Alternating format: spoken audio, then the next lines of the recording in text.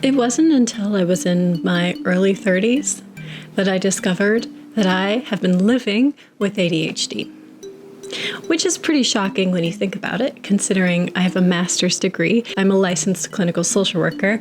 I'm a therapist. I've spent a decade helping people with their mental health disorders. And somehow, throughout all of that, I hadn't really learned about ADHD or any other neurodevelopmental disorders at all. I hadn't touched on it. And even if I had, I probably wouldn't have made that connection within myself until I was ready to see it. I spent my entire life feeling less than and trying so hard to cover that up and hoping that nobody noticed or saw. I was successful, though.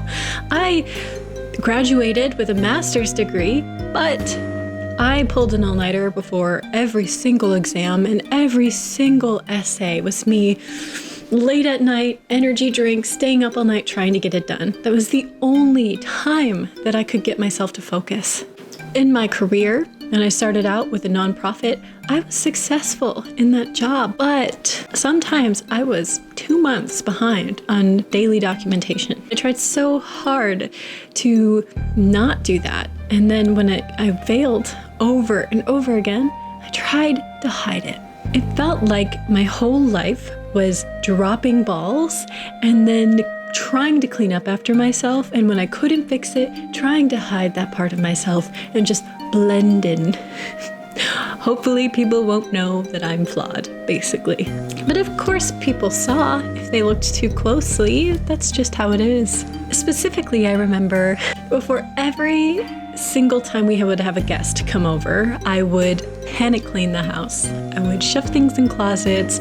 I would spend hours deep cleaning the house. Messes that I hadn't noticed before suddenly were very visible to me when I was looking at the house through the perspective of a guest. But on this particular occasion, my now husband had just purchased a house and we were having guests over to look at the house. So I was, shoving things into closets as I normally do, just hoping that no one would open it up and to see all of the junk, basically, all the piles of stuff. This friend came over and we were looking at the soft close capabilities of her drawers in the kitchen or something. And she had pulled open the drawer and she remarked, this must be your junk drawer.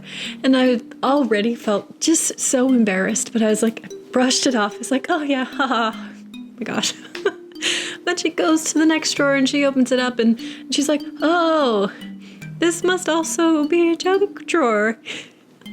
And in my mind, I was like, yes, they're all junk drawers. I can laugh at it now, but at the moment, I felt exposed. I felt shame and guilt and embarrassment because maybe in their perspective, all they saw were some disorganized drawers. No big deal, right? But in my perspective, I felt like they were seeing the parts of myself that I tried so hard to hide away and to ignore and to not claim as me. But finding out that there was a reason for why I am the way that I am when it comes to disorganization and having a hard time basically with any executive functioning and my procrastination habits, all of those things, it changed my life. And then I've made it my life's work to help others that maybe in that same situation, feeling like they're hiding that part of themselves, like they're less than, that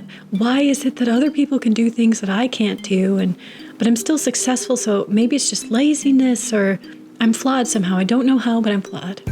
If you feel that way, it is my life purpose to help you identify what's going on and to incorporate that into yourself in a more well-rounded way. Because you see, in that junk drawer example, I had done these mental calculations. I felt shame and guilt because junk drawers equals bad, equals I'm unworthy. And that is so sad because that completely ignores all of the other aspects of who I am as a person. Without knowing that ADHD was the cause of my executive dysfunction, I hid away from that. I just assumed I was less than. I turned down opportunities. I didn't find tools that would work for me that would help me succeed. I missed out. I missed out on a lot of things in life. Basically, junk drawers denied me the opportunity to see my strengths, and I don't want that to happen to you. So you feel like you can relate. If something is clicking into place for you, please let me know down below. You can work with me individually for ADHD coaching, but I know also that sometimes affording things is hard. So if you don't have the funds for that, that's okay. There's still going to be so many resources for you on this webpage or on this YouTube channel. There will be so many videos for you to help understand and to create a community and talk to other people down below. I would love it if you would consider liking and subscribing. I'm trying to make this channel about the research-based implications of ADHD, my own experiences with it, tips and tricks for how to live freely with ADHD.